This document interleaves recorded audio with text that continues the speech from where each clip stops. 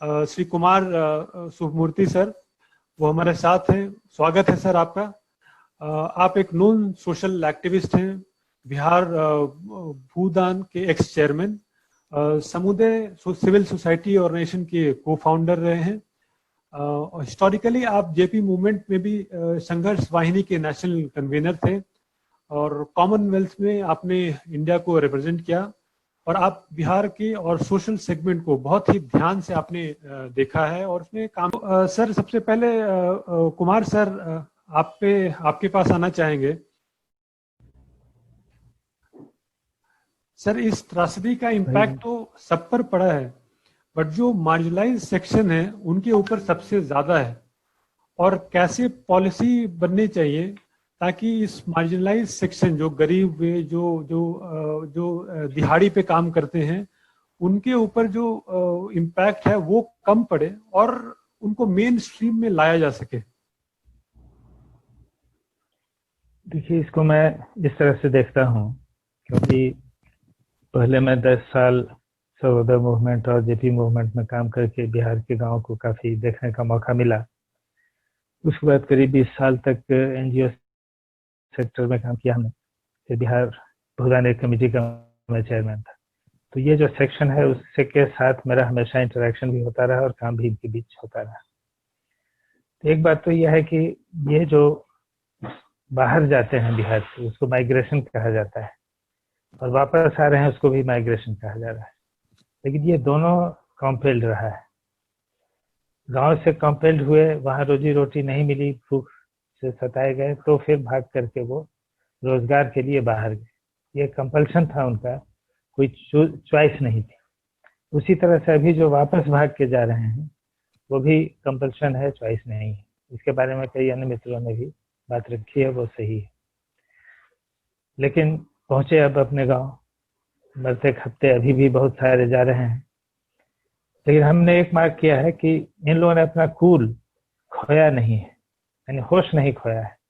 Quarantine में जबरदस्त अव्यवस्था है जगह जगह, कुछ जगह अच्छी व्यवस्था भी है। जो इंटीरियर गांव में है वहां भी संख्या कम है तो अच्छी व्यवस्था है, गांव वाले भी उनकी अच्छी निगरानी कर रहे हैं। लेकिन बहुत जगह बहुत अव्यवस्था है। उसके बाद भी लोगों के दिमाग में एक ही है कि अपने घर बार की कैसे हम चिंता करें, उसके खाने पीने को कैसे जुटाएंगे, रोजगार कैसे पाएंगे, ये उनकी प्रमुख चिंता है। और इसके लिए वो सक्रिय होने को देता है। केवल अपॉर्चुनिटी हम लोग दे पाते हैं या नहीं, सरकार दे पाती है या नहीं, ये बात प्रमुख है।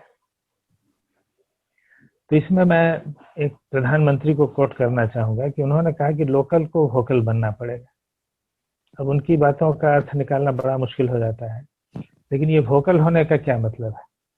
तो वोकल होने का अगर कोई मतलब है तो एक ही हो सकता है कि लोकल को आप पावरफुल बना पाते हैं कि नहीं, पावर देते हैं या नहीं। हमारे कॉन्स्टिट्यूशन में सौभाग्य से एक पंचायत की व्यवस्था है, पंचायत का एक कानून भी बन गया। वो एक नियमित चुनाव के द्वारा वो जनप्रतिनिधि के रूप में ग्रास रूट लेवल पे स्थापित हैं, काम करते हैं। पंचायत में भी पंचायत लेवल से नीचे वार्ड तक हमारे ढांचा गया हुआ है, और इस सब की एक सुव्यवस्थित रूपरेखा है। अगर हम उसको, जो कानून प्रदत्त ताकत है, वो सब वहां तक दें, उनको निर्णय का अधिकार दें, प्लानिंग का अधिकार दें, जिसमें बहुत सारी कमियां हैं, वो सब अगर ईमानदारी से दे देते हैं तो वो खुद कई काम ऐसे कर लेंगे जो सरकार का करना बड़ा मुश्किल है। बाहर की किसी एजेंसी का करना बहुत मुश्किल है, लोकल एजेंसी का करना बहुत आसान हो जाता है। तो मुझे लगता है कि इस दिशा में सोचना चाहिए, और पंचायतों पर अभी जो इन्होंने कहा कि भाई कोऑपरेटिव पर और एनजीओ पर भरोसा करें, वो तो निश्चित करें, लेकिन पंचायतों पर भी भरोसा करें कि वो कुछ चुराएंगे, कुछ बेईमानी करेंगे, फिर भी हमसे ज्यादा काम वो करेंगे, हमसे कम चुराएंगे, ऐसी स्थिति है। ये मान करके उनको शक्ति प्रदत्त करनी चाहिए, जिम्मेदारी देनी चाहिए, और उनकी देख रेख में हम लोग कैसे काम करें, सरकार के मुलाजिम कैसे काम करें, जो एनजीओ है वो भी उनके साथ कैसे काम करें, ये समा बनाना चाहिए। दूसरा है कि उनकी पहली जो समस्या है उसके लिए हम लोगों को फूड सिक्योरिटी के संदर्भ में सोचना पड़ेगा कि भूखे रहने की नौबत नहीं आए, और इसके लिए रोजगार की व्यवस्था करनी पड़ेगी। तो मनरेगा तो एक है, वो एक तरह का रिलीफ वर्क है जो बड़े पैमाने पर सरकार ने चालू किया है। हालांकि वो पूरा नहीं पड़ता है, फिर भी वो एक तरीका है। तो मनरेगा को स्ट्रांग करें, उसमें ज़्यादा से ज़्यादा पंचायत वाइज काम हो जो उन लोगों को रोजगार मिले। लेकिन फूड सिक्योरिटी देने के जो दूसरे प्रोसेसेस हैं, जो हमारे कुछ मित्रों ने इसके पहले इंगित किया था कि जो पैदावार होती है गांव में उसका प्रोसेसिंग भी गांव में अगर होता है तो उसमें काफ़ी रोजगार भी मिल जाएगा। और जब प्रोसेसिंग गांव में होगी तो उसमें उनके काम लायक गांव में रह करके बाकी हम बाहर भेज सकते हैं। तो ऐसे फ्रूट्स हैं, ऐसे अनाज हैं, जमीन से निकलने वाले नट्स हैं, तो इन सब को लेकर के बहुत तरह की चीज़ें हो सकती हैं। फिर खेती के साथ पशुपालन जुड़ता है। पशुपालन में भी गांव वाले बहुत इंटरेस्टेड रहते हैं, माहिर भी हैं, उनको कोई ट्रेनिंग वगैरह की ज़रूरत नहीं है, फिर भी कुछ जानकारी देनी हो तो दी जा सकती है। तो ये पशुपालन और खेती आधारित एक्टिविटी को हम कैसे सुव्यवस्थित तरीके से बढ़ाएं ताकि उत्पादन बढ़े और उसमें उन लोगों को काम भी मिले, और जो मैंने मनरेगा की बात कही वो तो है रहेगा ही। तो ये 2-3 प्लैंक हमको लगता है कि जिसमें हम काम कर सकते हैं।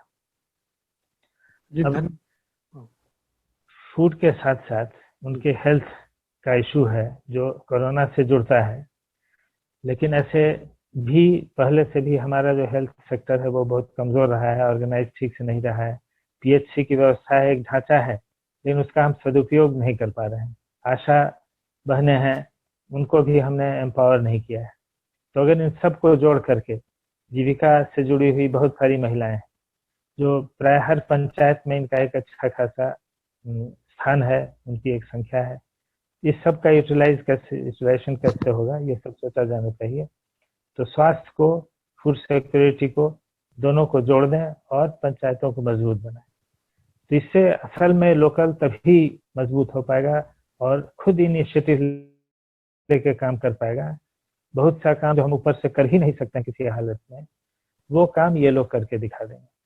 तो उस दिशा में हम लोग को योजना बनानी चाहिए और आगे बढ़ना चाहिए, ये अभी मैं कहूँगा। और लैंड रिफॉर्म की बात कुछ मित्रों ने उठाई। तो लैंड रिफॉर्म तो अभी जमीन के बारे में जो हम लोग की सोच है उसमें लैंड रिफॉर्म करना असंभव है। जमीन पर व्यक्तिगत मिल्कियत रहेगी तो भूमि सुधार असंभव है। तभी आलोक मेहता जी ने कहा कोऑपरेटिव्स की बात, तो वो एक है कि हम जल्दबाजी में तत्काल एक व्यावहारिक रास्ता निकाल सकते हैं कि वो व्यक्तिगत मिल्कियत रहते हुए भी एक कोऑपरेटिव रहेगा और वो लोग मिलके चलाएंगे तो ज़्यादा अच्छा, उसमें मजदूरों का भी समावेश हो पाएगा, जो मार्जिनल फार्मर्स हैं उनका भी समावेश हो पाएगा, जो बड़े किसान हैं उनका भी हो पाएगा। केवल ये लोग संबंधित जो कानून है, कानून का पालन करते रहें। ये काम सरकारी मुलाजिम जो हैं, अफसर हैं, उन लोगों का रहे कि ये हर कोऑपरेटिव और काम करने वाले लोग कानून का पालन करते हुए आगे बढ़े। उसमें उनको चौकन्ना रहना पड़ेगा कि किसी के साथ अन्याय नहीं हो, किसी का हिस्सा हड़प नहीं लिया जाए। लेकिन ये सब, इन सब व्यवस्थाओं को मोबिलाइज करना चाहिए। तो अभी मैं इतना कहना चाहूँगा और आगे फिर बात उठेगी तो कुछ। धन्यवाद सर, आपने बहुत डिटेल में और ग्राउंड लेवल पे जो प्रॉब्लम है उसका क्या सॉल्यूशन हो सकता है, फूड सिक्योरिटी हो और हेल्थ की सुविधा हो। आखिर कोई होता है ना, बिहार के जो गांव के लोग हैं वो बाहर क्यों जा रहे हैं और उसके लिए हम लोगों को क्या करना चाहिए जमीन पे, उसके बारे में आपने बताया। चाहेंगे जी।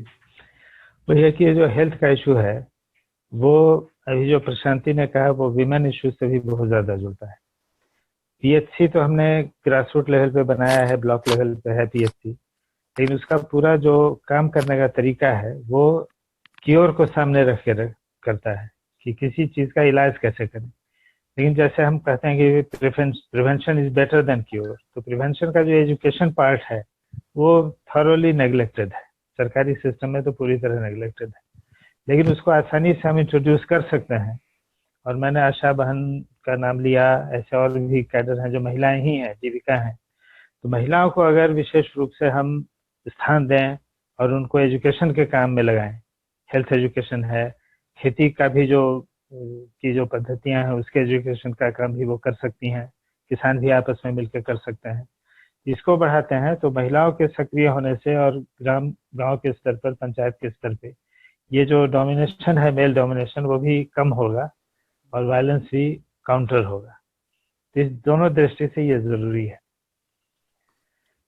ठीक है, धन्यवाद आपको मौका सर दिया। अगला एक आपसे भी जानना था, चूंकि आप सिविल सोसाइटी से जुड़े हुए हैं, तो अभी ऐसा कहीं लग रहा है कि सिविल सोसाइटी का जो रोल है या उनके स्ट्रेंथ को अच्छे से इस पेंडेमिक में यूज नहीं किया गया, उनके ऊपर रिलाई नहीं किया गया, तो उसमें क्या कर सकती थी सरकार, या फिर हम लोग एज ए सोसाइटी कुछ उस पर अगर प्रकाश डालेंगे तो हमारे दर्शकों के लिए पता अच्छा से अच्छा होगा।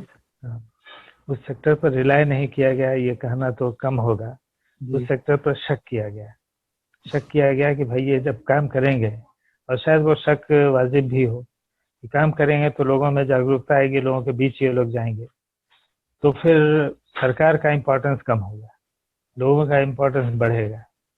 तो सरकार हमेशा, कोई भी सरकार है, इससे डरती है, शायद ये सरकार ज्यादा डरती हो, लेकिन हर सरकार डरती है कि हमारा महत्व कम नहीं हो। इसलिए सिविल सोसाइटी को, एनजीओज को लोगों के बीच ऐसे मौके पर काम करें और उसको हम स्ट्रेंथन करें, मदद करें, ये भूमिका आमतौर पर नहीं दी जाती है, वो दी जानी चाहिए। अभी भी वक्त है, अभी भी ऐसे समूह है, रजिस्टर्ड, अनरजिस्टर्ड, जिनको रजिस्टर्ड है तो एनजीओ हम कहते हैं, अनरजिस्टर्ड भी समूह है परंपरागत गांव में, पंचायत में, उनको अगर हम अभी भी स्ट्रेंथन करें, भरोसा दिलाएं, उन पर विश्वास करें, तो उनके थ्रू बहुत सा काम हो सकता है जो गवर्नमेंट मशीनरी से संभव नहीं है। तो उनको आइडेंटिफाई भी करना, और जो मुश्किल नहीं है करके उनको इन्वॉल्व करना अपने सारे प्रोसेस में, ये उपयोगी होगा और वो किया जाना चाहिए। और वो तो हम समझते हैं कि तैयार बैठे हैं, वो तो खुद जो मोटिवेटेड लोग हैं उसमें से जिन्होंने एनजीओ बनाया है वो तैयार बैठे हैं। ऐसे जो ग्रुप्स हैं, वॉलंटरी ग्रुप्स हैं, वो उनको केवल एड्रेस करने की जरूरत है, वो रिस्पॉन्ड करेंगे ही। जी सर, हाँ जी, ये बताइए कि हम तो अखबार पढ़ते हैं, तो अखबार वाला हमको अखबार लाके देता है, जी, सब्जी जाके खरीदते हैं, सब्जी लाते हैं, तो उससे भी तो कोरोना का इन्फेक्शन होता है, तो उसको कैसे हम मैनेज करें? जी बिल्कुल हो सकता है।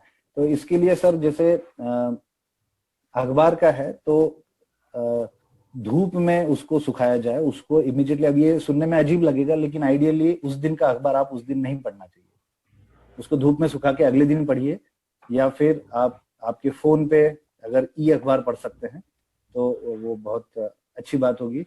अगर किसी व्यक्ति के पास में ई फोन, इंटरनेट अवेलेबल नहीं है तो फिर रेडियो, ये सिंपल सी चीज हमको कुछ दिन के लिए ये हमारे लाइफस्टाइल में डालनी पड़ेगी।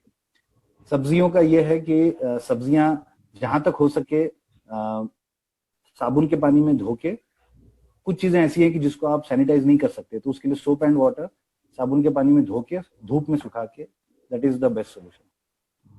और इतना सब करके, जैसे हम बोलते हैं ना कि मास्क अगर प्रोटेक्टिव है तो फिर सोशल डिस्टेंसिंग क्यों करना है, या सोशल डिस्टेंसिंग भी अगर इफेक्टिव है तो लॉकडाउन क्यों करना है। तो कोई भी चीज 100% इफेक्टिव नहीं है आज के तारीख में, तो इसलिए हमको बहुत अलग अलग मल्टीपल, जिसको मल्टी प्रोंग्ड अप्रोच बोलते हैं, अलग अलग मल्टीपल तरीकों से इस ट्रांसमिशन के रिस्क को जितना मिनिमाइज कर सकते हैं उतना मिनिमाइज करना। सर आप जितने प्रिकॉशंस बता रहे हैं तब तो इसमें मेरे ख्याल से 10% भी हम नहीं कर रहे थे, बट गोइंग फॉरवर्ड डेफिनेटली उसको फॉलो करेंगे और फैमिली मेंबर्स को भी बोलेंगे फॉलो करने के लिए। और एक ऑडियंस से हमारे पास एक क्वेश्चन आया है कुमार सर के लिए। शुभमूर्ति सर, सर आप समुदाय के तहत विमेन एम्पावरमेंट के लिए आप बहुत सारा काम पहले भी कर चुके हैं, साइकिल डिस्ट्रीब्यूशन या फिर एजुकेशन या सोशल अपलिफ्टमेंट से रिलेटेड काम। और एक सोशल या समाज में ऐसा बना हुआ है कि घर का जो काम है वो महिलाएं करेंगी और पुरुष जो है वो काम पे जाएंगे। अभी लॉकडाउन वाले सिचुएशन में ये ऐसा हो गया है जहाँ पे पुरुष भी घर पे ही रह रहे हैं। तो ऐसे में पहले जो महिलाएं ऑफिस जाती थी इस चीन के कारण, कम से कम ये बोला जाता था कि दोनों काम कर रहे हैं अपना अपना और अपने ऑफिस जाते हैं। अब इस नए सिचुएशन में महिलाओं को के ऊपर घर का भी काम करना है, बाकी लोगों को भी देखना है, फैमिली मेंबर्स को भी देखना है। तो ये कहीं ना कहीं जो है जो पार्टिसिपेशन हम लोग सोचते हैं कि इक्वल होना चाहिए वो नहीं हो रहा है सर, इसके बारे में आप क्या सोचते हैं सर? इसके बारे में बहुत अच्छा अनुभव है हम लोगों का। असल में मैंने जितना काम किया उससे ज़्यादा मेरी पत्नी हैं कल्पना शास्त्री, महाराष्ट्र की हैं, तो उन्होंने ज़्यादा आगे बढ़ कर काम किया, मैंने तो उनको फॉलो किया। तो जो हेल्थ वर्कर्स की ट्रेनिंग होती थी या दूसरी महिला कैडर्स की ट्रेनिंग होती थी, उसमें ये सारी बातें एक्सप्लेन हम लोग करते थे। उसमें उनके पतियों को भी बैठाते थे, उनको भी एजुकेट करते थे, क्यों ये ज़रूरी है, क्यों तुम्हारे लिए भी फायदेमंद है। तो ये हमने देखा कि उसका काफ़ी अच्छा असर पड़ता था। और जो पति हैं या जो गरीब पुरुष भी हैं तो वो बदमाश नहीं है, तो इन चीज़ों को काफ़ी समझते थे, पकड़ते थे और ज़्यादा से ज़्यादा मदद करने की कोशिश करते थे। जैसे ट्रेनिंग के लिए आना है तो अपने बच्चे को गोद में महिला लेकर के आती थी, तो उसका बक्सा जो है मेडिसिन बॉक्स या दूसरी चीज़ें वो उसका पति पकड़ के साथ में लाता था। इस तरह से एक कोऑपरेशन की भावना होती थी। सवाल यही है कि ठीक तरह से एजुकेट कैसे किया जाए। तो ऐसे माहौल में तो और एक माहौल है कि घर में ही सब आप रह रहे हैं ज़्यादा से ज़्यादा, तो कैसे मिलजुल के काम करें तो घर का भी माहौल ज़्यादा प्रसन्नतापूर्ण रहेगा और काम भी आसान हो जाएगा। ये सिखाने, बोलने, बताने की ज़रूरत है। असल में ये बताने वाले ही आज उनके बीच में बहुत कम लोग हैं, लेकिन अगर बताया जाए तो वो फॉलो करेंगे और इससे काफ़ी फ़र्क पड़ेगा। केवल इसको भी एक मुद्दा बना के अन्य बातों के साथ जोड़ करके कहने की ज़रूरत है, एजुकेट करने की ज़रूरत है। और इसके लिए कोई अलग से कैडर बनाने की ज़रूरत नहीं है। जो लोग काम कर रहे हैं, सरकारी लोग भी जो काम करने जाते हैं, वो अगर अपने साथ इन मुद्दों को भी जोड़ते हैं तो रिसेप्टिविटी काफ़ी होगी। जी, तो धन्यवाद सर। आई थिंक अक्षय जी आपको अपने क्वेश्चन के आंसर जो है वो